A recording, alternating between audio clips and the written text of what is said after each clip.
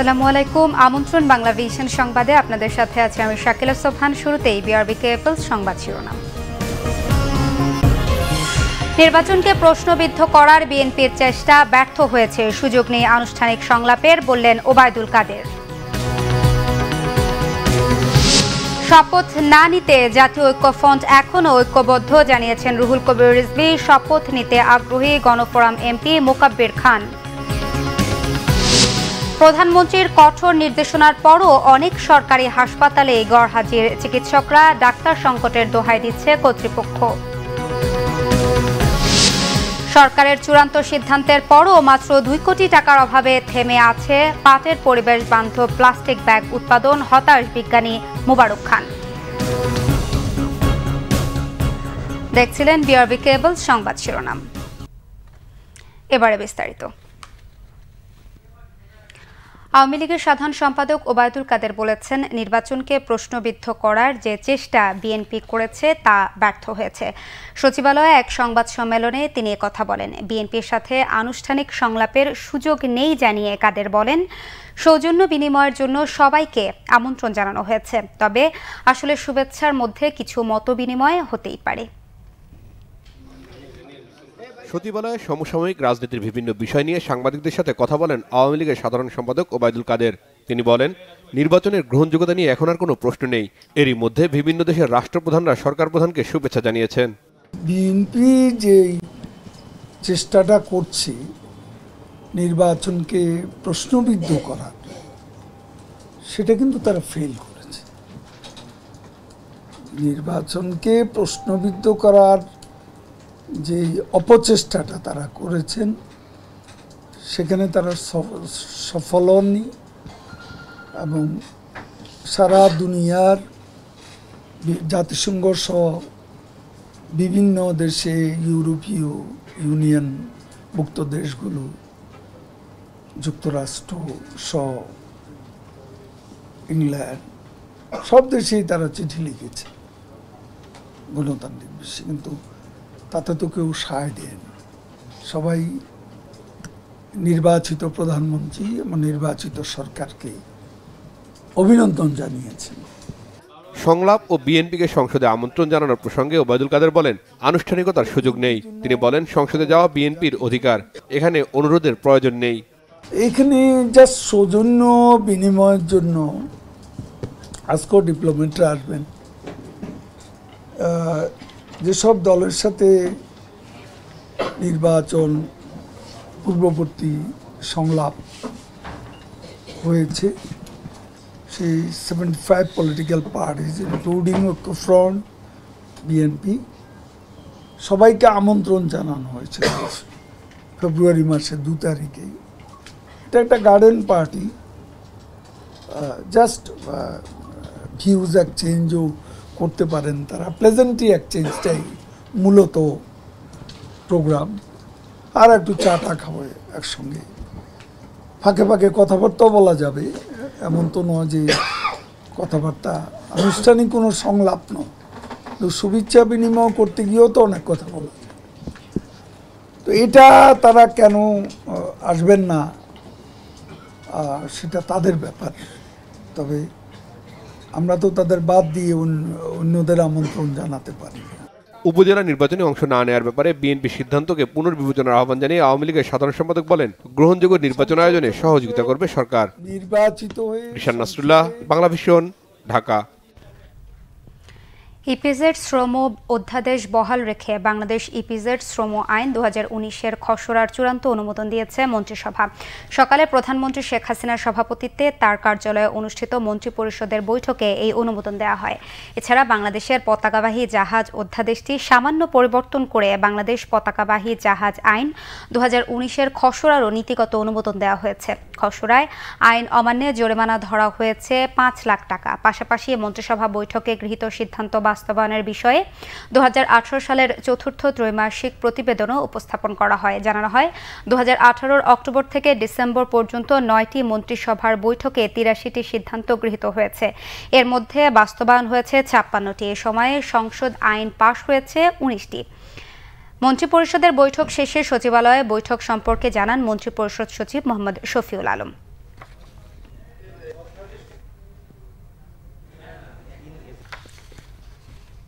সংসদ সদস্য হিসেবে শপথ না নেয়ার ব্যাপারে জাতীয় ঐক্যফ্রন্ট এখনও ঐক্যবদ্ধ বলে জানিয়েছেন বিএনপির সিনিয়র যুগ্ম মহাসচিব রুহুল কবির রিজভী।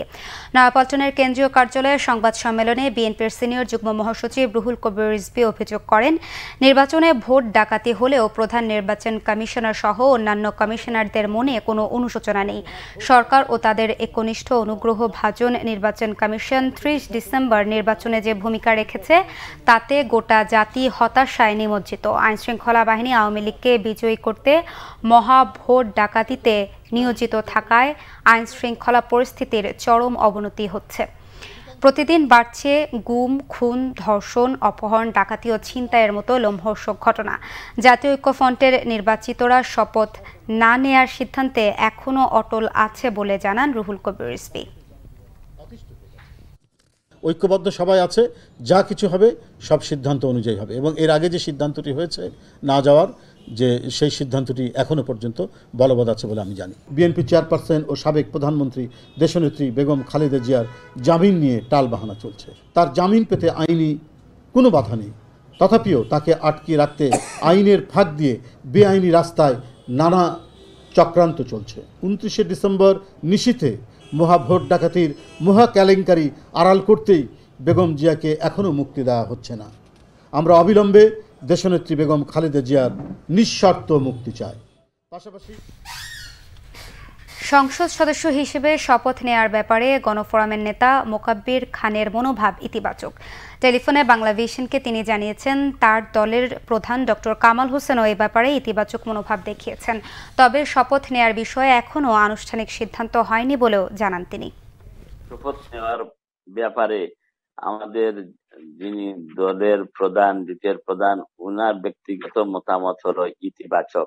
তারপরে আমাদের দলের বর্ধিত সভা হয়েছে, সেন্ট্রাল কমিটির মিটিং হয়েছে, তারপরে আমাদের যে আমরা যে এলাকার থেকে নির্বাচিত হয়েছি সেখানের জনগণের যে আকাঙ্ক্ষা, সেই আকাঙ্ক্ষার কথাও আমরা জানিয়েছি, কিন্তু আনুষ্ঠানিকভাবে কোনো সিদ্ধান্ত হয় নাই।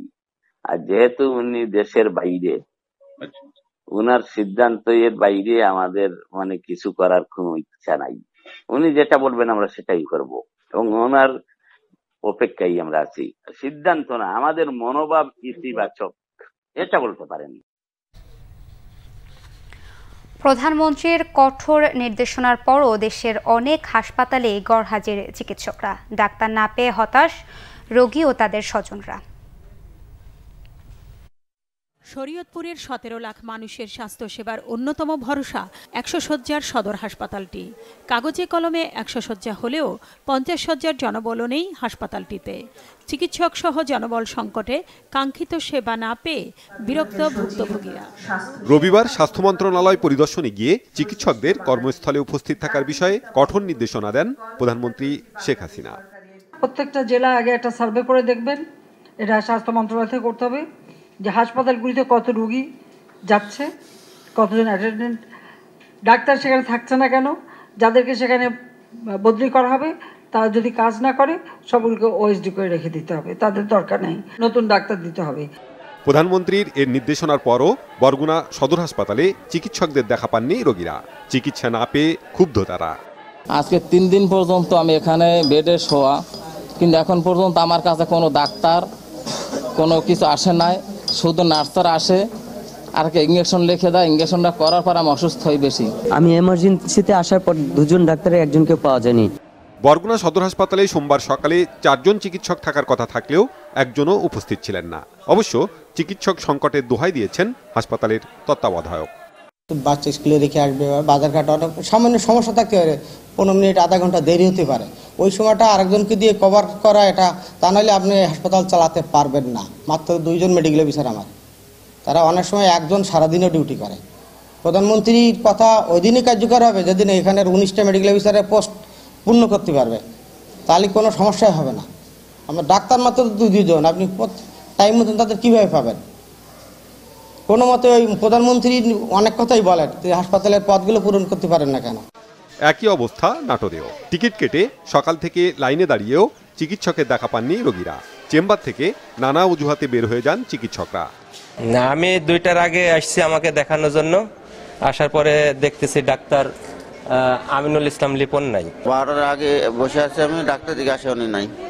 নির্ধারিত সময়ের আগে কোনো চিকিৎসক কর্মস্থল ত্যাগ করলে তার বিরুদ্ধে ব্যবস্থা নেওয়ার হুঁশিয়ারি দেন আবাসিক চিকিৎসক। আমাদের অফিস আওয়ার যে 8টা থেকে 2:30 এর ভিতরে যদি আমাদের কোনো ডাক্তারকে যদি আমরা হাসপাতালে যদি না পাই, তাহলে তার বিরুদ্ধে আমরা প্রয়োজনীয় ব্যবস্থা তাৎক্ষণিক আমরা নিব। রোগীর ভোগান্তি দূর করতে সর্বোচ্চ সেবার মনোভাব নিয়ে চিকিৎসকরা হাসপাতালে উপস্থিত থাকবেন, এমন প্রত্যাশা সর্বস্তরের মানুষের। Banglavision news desk.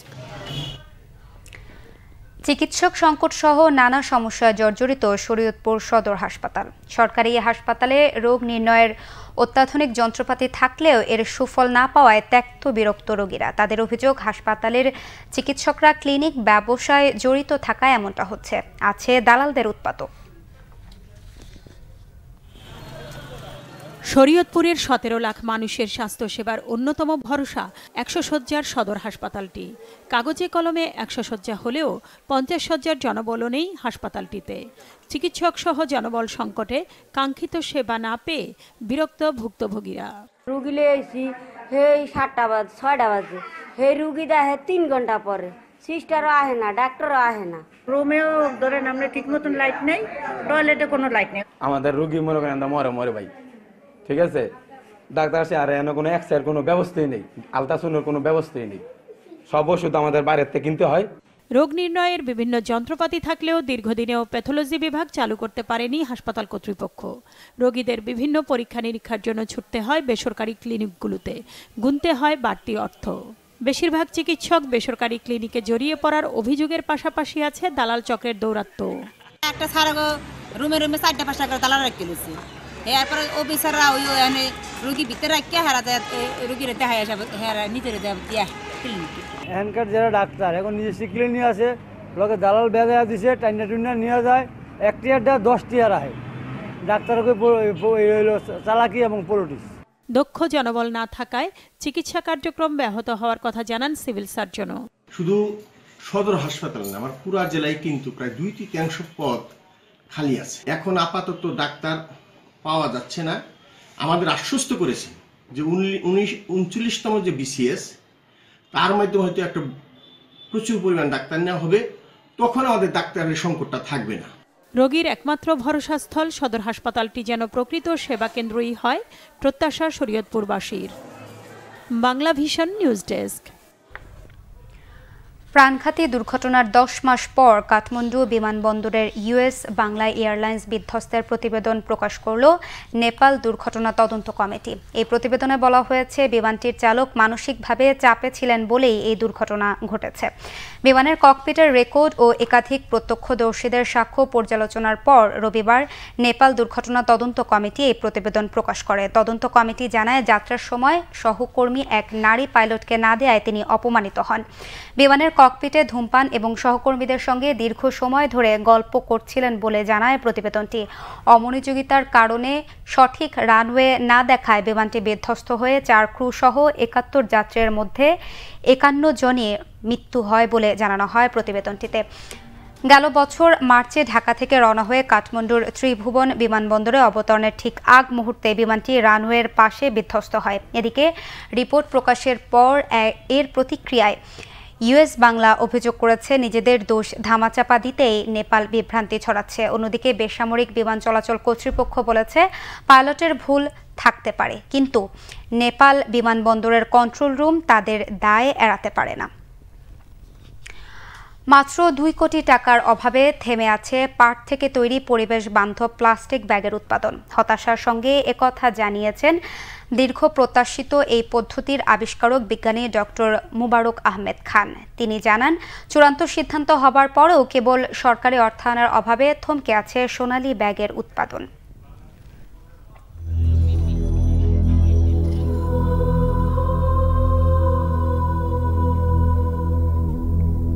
জুতা সেলাই থেকে চণ্ডীপাঠ, আধুনিক জীবনের কোথায় নেই প্লাস্টিক। এলিফ্যান্ট রোডের গৃহস্থী আমৃতুন্নাহার হক রীতা বাজার করতে এসে দোকানদারের দেয়া পলিথিনেই পণ্য নিচ্ছেন। তবে তিনি জানেন, প্লাস্টিক পরিবেশ ও মানুষ কারোর জন্যই শুভ নয়। এক সময় তো আমরা যখন 50 বছর আগে, তখন তো এই পলিথিন ছিল না, তখন কি আমরা চলি নাই? নিশ্চয় চলছি। এখন কেন এই পলিথিন আরও বেশি হয়ে গেছে। দিনে দিনে প্লাস্টিকের প্রসারে নিষ্প্রাণ হচ্ছে পৃথিবী। প্রতি বছর পৃথিবীতে নানা প্রয়োজনে তৈরি হয় 10 বিলিয়ন টন প্লাস্টিক। ব্যবহার শেষে যার বেশিরভাগই জমা হয় সাগরে। বিশেষজ্ঞরা বলছেন, ভাসমান প্লাস্টিক ও আবর্জনা প্লাস্টিকময় করে দিচ্ছে সমুদ্রের পানির কণাগুলোকেও। মাছের শরীর হয়ে তা চলে আসছে মানবদেহে, যা শরীরের মধ্যে টিকটিক করছে ঠিক টাইম বোমার মতো, সৃষ্টি করছে ক্যান্সার সহ নানা রোগ। বাংলাদেশে প্লাস্টিক নিষিদ্ধ করে আইন হয়েছে বহু আগেই, কিন্তু তা মানা কি আদৌ সম্ভব? সহজেই এটা মাটির সাথে মিশে যাবে। গোটা পৃথিবীকে আশার আলো দেখিয়েছিলেন বাংলাদেশের বিজ্ঞানী মোবারক আহমেদ খানের নেতৃত্বে একদল বিজ্ঞানী। পাট থেকে সম্পূর্ণ পরিবেশ বান্ধব প্লাস্টিক ও পলি তৈরি করে তাক লাগানো এই বিজ্ঞানীর দাবি, পৃথিবীতে একমাত্র বাংলাদেশই পেরেছে সম্পূর্ণ বায়োডিগ্রেডেবল বা পরিবেশ বান্ধব প্লাস্টিক তৈরি করতে। এখানে সব ধরনেরই বায়োপলিমার ইউজ করা হয়েছে, যেটা আল্লাহর তৈরি গড গিফটেড জিনিস, সেখান থেকে আমরা তৈরি করেছি। এই প্রোডাক্টটা বায়োডিগ্রেডেবল, কম্পোস্টেবল এবং সাস্টেনেবল এবং ওয়াটার সলিউবল। এটা পানিতে যদি আপনি 2 মিনিট পরে গলাইতে চান 2 মিনিটে পারবেন, যদি 1 বছর পরে গলাইতে চান তাও গলাতে পারবেন, এবং মাটিতে আপনার 1.5 বছরের মধ্যে ঠিক থাকবে। আবার বলুন যে 2 মাসের মধ্যে আমি পচিয়ে ফেলবো। কিন্তু সোনালী ব্যাখ্যাত এই পরিবেশ বান্ধব প্লাস্টিকের অগ্রযাত্রা শুরুতেই হুমকির মুখে পড়েছে। বিজ্ঞানী মোবারক আহমেদ খান জানাচ্ছেন, সরকারি সিদ্ধান্ত হবার পরেও কেবলমাত্র অর্থ ছাড় না হয় থেমে আছে সোনালী ব্যাগের যাত্রা। আমি এই মুহূর্তে মাত্র 2 কোটি টাকা পেলেও আমি কিন্তু দৈনিক 1 লক্ষ ব্যাগ বাজারে দিতে পারতাম। তো সেটাও আমার কাছে এই পর্যন্ত আসে নাই। গভর্নমেন্টের পরিবর্তন আসলো, এই জায়গাটা আমরা একটু থেমে গেছি। বাইরের অনেক company they wants to invest here also. Demand is not a question এবং process is not a question, technology is not a question, but question is only this money. আগের চেয়ারম্যান, মন্ত্রী মহোদয়, সেক্রেটারি সবাই ফাইলের সিদ্ধান্ত দিয়ে গেছে। ফাইলের সিদ্ধান্ত থাকলে তো লাভ নাই। আমার সিদ্ধান্ত হইতে হবে, আমার টাকা আমার অ্যাকাউন্টে আসতে হবে। মার্কুনি সাহেব রেডিও আবিষ্কার করে উনি তো ঘরে ঘরে রেডিও বিক্রি করেন নাই। It is not my duty to promote this product to everywhere. It is a duty of the government of the entrepreneurs. বিজ্ঞানী মোবারকের দাবি, ঢাকার জলাবদ্ধতার অন্যতম প্রধান কারণ প্লাস্টিক অপসারণে 2 সিটি কর্পোরেশন 1 বছরে যে টাকা খরচ করে তা যদি সোনালী ব্যাগ তৈরিতে বিনিয়োগ করা হয়, তাহলে এ ব্যাগ বিনামূল্যে দেওয়া যাবে মানুষের হাতে। সাইমুল হক, বাংলা ভিশন, ঢাকা। 21শে বইমেলার আর মাত্র 3 দিন, শেষ মুহূর্তের প্রস্তুতিতে ব্যস্ত প্রকাশকরা। এবার মেলার সার্বিক ব্যবস্থাপনায় সন্তুষ্ট তারা। আয়োজক প্রতিষ্ঠান বাংলা একাডেমি 21 ও স্বাধীনতার চেতনার সাথে এই প্রজন্মকে সম্পৃক্ত করতে এবারের মেলার থিম ঠিক করেছে বিজয় 52 থেকে 71 নবপর্যায়। 1 ফেব্রুয়ারি পর্দা উঠবে অমর 21 গ্রন্থমেলার। সময়ের সাথে পাল্লা দিয়ে এই মেলার আবেদন দিন দিন বাড়ছে। তাই বেশ কবছর ধরেই বইমেলার গণ্ডি বাংলা একাডেমি চত্বর ছাড়িয়ে গড়িয়েছে সোহরাওয়ার্দী উদ্যান পর্যন্ত। বিন্যাস, স্টল বরাদ্দ থেকে শুরু করে সবকিছু মিলিয়ে সন্তুষ্ট প্রকাশকরা। ভালো বিক্রির প্রত্যাশাও তাদের। সারা বছর যে নতুন নতুন বইগুলি করেছে, আমরা এবার 21শে বাংলায় প্রথম থেকে এই বইগুলি পাওয়া যাবে। একইভাবে 10 তারিখের মধ্যে ম্যাক্সিমাম বই, আমাদের অধিকাংশ বই চলে আসবে। এই মেলাটার বিন্যাসটা খুবই ভালো হচ্ছে, আস্তে আস্তে এবার আরও ভালো হয়েছে। স্টলগুলো যেভাবে স্থাপন করা হয়েছে, মনে হয় মোটামুটি সবাই খুব খুশি। ব্যবসায়িক কোনো দৃষ্টিভঙ্গি থেকে এখানে অংশগ্রহণ করে না, এখানে অংশগ্রহণ করার মধ্যে দিয়ে বস্তুত তারা একটি মিলন মেলায় অংশগ্রহণ করে। বইমেলা মানেই নবীন প্রবীণ লেখকদের মিলন মেলা। তাই ফেব্রুয়ারি মাসকে ঘিরে এই আড্ডার অপেক্ষায় থাকেন তারা। ঢাকা এবং ঢাকার বাইরের যত সব লেখক আছেন সবাই এই বইমেলা উপলক্ষে এখানে এসে জড়ো হন। বিশাল একটা আড্ডা চলে, অনেক সময় ধরে আড্ডা চলে। আড্ডাটা আমাদের একটা বিশাল প্রাপ্তির ব্যাপার হয়ে দাঁড়ায় বইমেলায়। বইমেলা হচ্ছে আমাদের লেখকদের জন্য একটা উন্মাদনার ব্যাপার, একটা চৈতন্যের গভীরতম একটা আনন্দ আর আলোকের ব্যাপার। এবার আরও নতুন নতুন লেখক আসবে, এখানে যারা পাঠক আছেন তারা আসবেন। সারা মাঠ জুড়ে বইমেলা অনেক জমজমাট হবে। হাতে গোনা আর মাত্র কদিন, তাই স্টল তৈরি ও সাজসজ্জায় সম্পৃক্তদের একেবারে যেন ফুরসত নেই। বইমেলা তাদের কাছেও অন্যরকম উপলব্ধির। আমি প্রতি বছরই এই মাধুরী মেশানো বর্ণমালা আমি লিখি এবং স্টলের কাজে অনেক সহযোগিতা করি।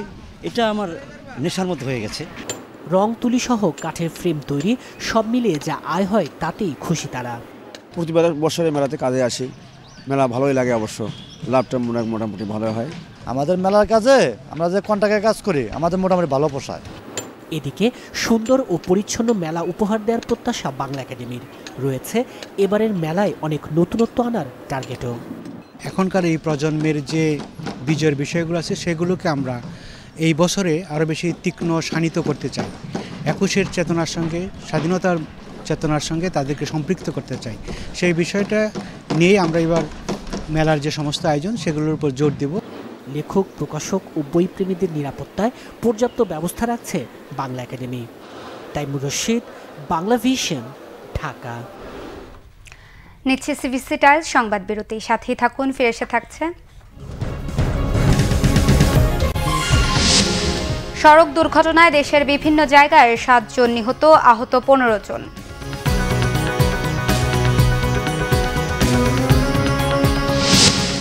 টেকনাফে গুলিতে 1 জন নিহত, পুলিশের দাবি নিহত ব্যক্তি তালিকাভুক্ত মাদক ব্যবসায়ী।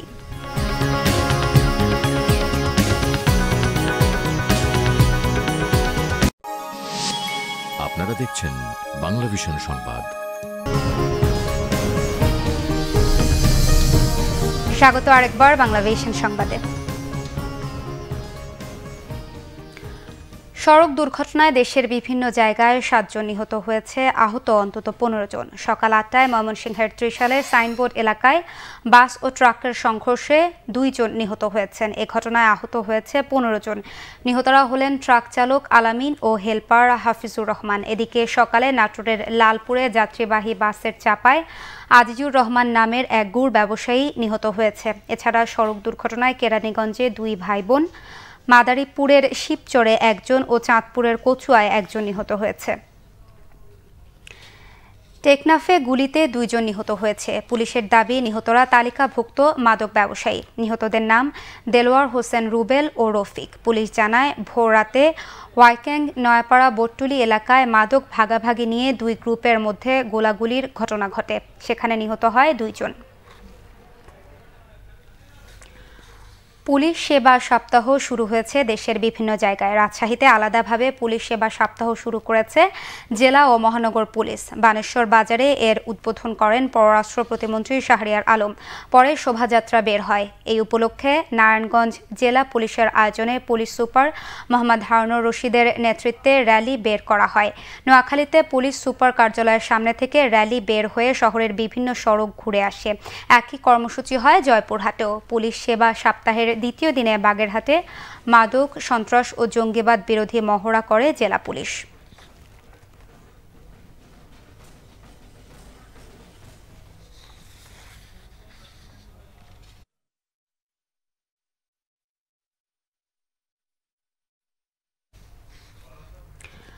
দুর্নীতির অভিযোগ এনে প্রধান শিক্ষকের অপসারণের দাবিতে গোপালগঞ্জের একটি স্কুলে 3 দিন ধরে শিক্ষার্থীদের ক্লাস বর্জন অব্যাহত রয়েছে। এতে বন্ধ হয়ে গেছে ওই স্কুলের শ্রেণীর পাঠদান। এই শিক্ষক শিক্ষার্থীদের সাথে খারাপ ব্যবহার করে এমন অভিযোগ তুলেন অভিভাবক ও স্থানীয়রা। গোপালগঞ্জের টঙ্গীপাড়া উপজেলার রামচন্দ্রপুর সরকারি প্রাথমিক বিদ্যালয়ে 5 বছর আগে প্রধান শিক্ষক হিসেবে যোগ দেন ফাতেমা খাতুন। তখন থেকে তার বিরুদ্ধে নানা দুর্নীতি ও দুর্ব্যবহারের অভিযোগ ছিল। তার স্বেচ্ছাচারী ও আগ্রাসী আচরণে অনেক অভিভাবক বাধ্য হয়ে তাদের সন্তানকে অন্য স্কুলে ভর্তি করেছেন বলেও জানান। আমার ওয়াইফকে ডেকে বলে যে ওই ইসে দরখাস্ত করতে গেছিল, তোমার মেয়ে কিভাবে পাস করে এটা দেখে নেব। তা আমার মেয়েটা ক্লাস 2তে ছিল, রোল 1 ছিল, ক্লাস 3তে সেই একটা সাবজেক্টও পাস করি নেই। এই কষ্টে আমার মেয়েকে আমি খুলনায় আমার ভাইয়ের ওখানে পড়াশোনা করাইছি। উনি ভালো ব্যবহার করেন না এবং আমাদের মারেন। অন্য বাচ্চাদের দিয়ে আমাকে মার খায়। কেউ তারে পছন্দ করে না, বাচ্চারা তো করেই না, মানে অভিভাবকরা তারে পছন্দ করতেছে না, তারপরেও সে আসে। প্রধান শিক্ষকের কর্মকাণ্ডে ক্ষুব্ধ হয়ে 2017 সালের সেপ্টেম্বর মাসে শিক্ষার্থী, অভিভাবক ও এলাকাবাসী তার অপসারণের দাবিতে লাগাতার কর্মসূচি পালন করলে 10 সেপ্টেম্বর পার্শ্ববর্তী চরকুশলী সরকারি প্রাথমিক স্কুলের ডেপুটেশনে তাকে বদলি করা হয়। কিন্তু গত 24 জানুয়ারি আবারও বিতর্কিত ওই প্রধান শিক্ষক রামচন্দ্রপুর সরকারি প্রাথমিক বিদ্যালয়ে যোগদান করার পর থেকেই স্কুলটিতে অস্থিরতা দেখা দেয়। শনিবার থেকে শিক্ষার্থীরা স্কুলে আসা বন্ধ করে দেয়। সে আবার এই স্কুলে আসছে বিদায় এই স্কুলের ছাত্রছাত্রী ক্লাস বর্জন করছে। উনি স্কুলে এলে উনি এই ছাত্রছাত্রী আসবে না। স্কুল এখন অচল অবস্থা এবং ছেলে মেয়েদের লেখাপড়ার ক্ষতিগ্রস্ত হচ্ছে, তার বদলি চাই। এ ব্যাপারে প্রধান শিক্ষিকার সাথে যোগাযোগ করা হলে তিনি ক্যামেরার সামনে কথা বলতে রাজি হননি। দ্রুত এই প্রধান শিক্ষককে বদলি করার আশ্বাস দিলেন জেলা প্রাথমিক শিক্ষা অফিসার। তাকে আমরা দ্রুত এই কর্তৃপক্ষের মাধ্যমে তাকে অন্যত্র বদলি করার ব্যবস্থা নিয়েছি। আমরা আশা রাখছি আগামীতে আর ওই বিদ্যালয়ের পাঠদানের ক্ষেত্রে কোনো প্রতিবন্ধকতার সৃষ্টি হবে না। Bangla vision news desk. দেশের বিভিন্ন জায়গার আরও কিছু খবর নিয়ে এখন দেখুন একটি ডেস্ক রিপোর্ট। সীমান্তের নারী শিশু পাচার, অস্ত্র ও মাদক চোরাচালান বন্ধ সহ সীমান্তের বিভিন্ন সমস্যা নিয়ে হিলি সীমান্তে বিজিবি ও বিএসএফ এর সেক্টর কমান্ডার পর্যায়ে পতাকা বৈঠক হয়েছে। দুপুরে হিলি সিপি বিজিবি কোম্পানি সদরে এই বৈঠক হয়। বৈঠকে বিএসএফ এর 18 সদস্য দলের নেতৃত্ব দেন Raiganj BSF sector commander DIGTG Smith. Pabna polytechnic institute শাখা ছাত্রলীগের 2 নেতার উপর হামলার প্রতিবাদে মানববন্ধন রয়েছে। শহরের আব্দুল হামিদ রোডে মানববন্ধনে বক্তব্য দেন ছাত্রলীগ পাবনা জেলা শাখার সভাপতি শিবলি সাদিক। বক্তারা হামলাকারীদের দৃষ্টান্তমূলক শাস্তি দাবি জানান। সড়ক দুর্ঘটনা রোধে মানববন্ধন হয়েছে লক্ষ্মীপুরে। সকালে শহরে ঘণ্টাব্যাপী মানববন্ধনে বিভিন্ন শ্রেণী পেশার মানুষ অংশ নেয়। মানববন্ধনে বেপরোয়া যান চলাচল বন্ধে মনিটরিং জোরদার ও সড়ক দুর্ঘটনা রোধে সচেতনতা বৃদ্ধিতে প্রশাসনকে জোরালো ভূমিকা রাখার দাবি জানান বক্তারা। খাগড়াছড়িতে ইউপিডিএফ প্রসিদ্ধ গ্রুপের 2 সন্ত্রাসীকে অস্ত্রসহ আটক করেছে আইন শৃঙ্খলা বাহিনী। গতরাতে মাস্টারপাড়া মোড়ের একটি কম্পিউটার দোকান থেকে তাদের আটক করা হয়। আটকরা হলেন চন্দ্রমোহন ত্রিপুরা ও অর্জুন ত্রিপুরা। এ সময় তাদের কাছ থেকে একটি দেশি LG 2 রাউন্ড গুলি, নগদ টাকা ও চাঁদা আদায়ের রসিদ উদ্ধার করা হয়। মংলা খুলনা মহাসড়কে পণ্যবাহী গাড়ি পার্কিং বন্ধের দাবিতে মানববন্ধন হয়েছে। দুপুরে সড়কটির দিগরাজের আপারবাড়ি এলাকায় আয়োজিত মানববন্ধনে কয়েকশো নারী পুরুষ অংশ নেয়। মংলা খুলনা মহাসড়কের তীব্র যানজট দূরীকরণে শিল্প এলাকার পণ্যবাহী যানবাহনগুলো মংলা ট্রাক টার্মিনালে ও তাদের কারখানার ভিতরে রাখতে প্রয়োজনীয় ব্যবস্থা নেওয়ার জন্য সড়ক পরিবহন কর্তৃপক্ষের হস্তক্ষেপ চান এলাকাবাসী। বিভাগীয় শহর রাজশাহীতে আলাদাভাবে পুলিশ সেবা সপ্তাহ শুরু করেছে জেলা ও মহানগর পুলিশ। সকালে রাজশাহী বানেশ্বর বাজারে সেবা সপ্তাহের উদ্বোধন করেন পররাষ্ট্র প্রতিমন্ত্রী শাহরিয়ার আলম। পরে বানেশ্বর বাজার থেকে একটি শোভাযাত্রা বের হয়। এ সময় ট্রাফিক আইন মেনে চলার বিষয়ে সবাইকে সচেতন করা হয়। এদিকে উৎসব মুখর পরিবেশে ভৈরবেও পালিত হয়েছে পুলিশ সেবা সপ্তাহ 2019। এই উপলক্ষে ভৈরব থানার আয়োজনে থানা কমপ্লেক্স থেকে একটি বর্ণাঢ্য শোভাযাত্রা বের হয়। সুস্থ শিশুর জন্মের লক্ষ্যে ইউনিয়ন স্বাস্থ্য ও পরিবার কল্যাণ কেন্দ্রে 24 ঘণ্টা মায়েদের স্বাভাবিক ডেলিভারি নিশ্চিত করতে মেহেরপুরের গাংনী উপজেলা পরিষদ হলরুমে এক কর্মশালা হয়েছে। কর্মশালায় চিকিৎসক, স্বাস্থ্য সহকারী, পরিবার পরিকল্পনা কর্মকর্তা, জনপ্রতিনিধি ও সরকারি কর্মকর্তারা অংশ নেন। উপজেলা পরিবার পরিকল্পনা কার্যালয় এই অনুষ্ঠানের আয়োজন করে। হবিগঞ্জের এমপি শাহনওয়াজ মিলাদ গাজীকে সংবর্ধনা ও বার্ষিক ক্রীড়া প্রতিযোগিতার পুরস্কার বিতরণ অনুষ্ঠান হয়েছে। এ উপলক্ষে আলোচনা সভা হয়। রাগিব রাবিয়া স্কুল অ্যান্ড কলেজের অধ্যক্ষ এনামুল হকের সভাপতিত্বে এতে বিশেষ অতিথি ছিলেন গভর্নিং বোর্ডের সভাপতি ইজাজুর রহমান। দিনব্যাপী পিঠা উৎসব হয়েছে রাজশাহীতে।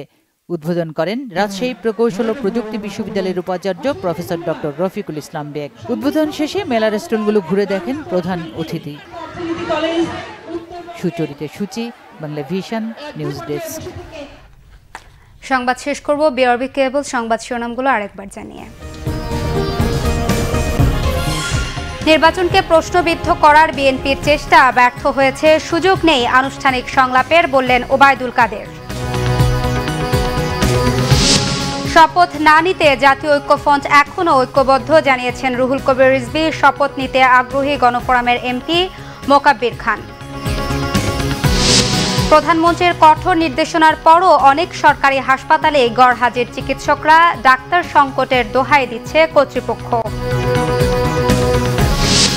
সরকারের চূড়ান্ত সিদ্ধান্তের পরও মাত্র 2 কোটি টাকার অভাবে থেমে আছে পাটের পরিবেশ বান্ধব প্লাস্টিক ব্যাগ উৎপাদন, হতাশ বিজ্ঞানী মোবারক খান।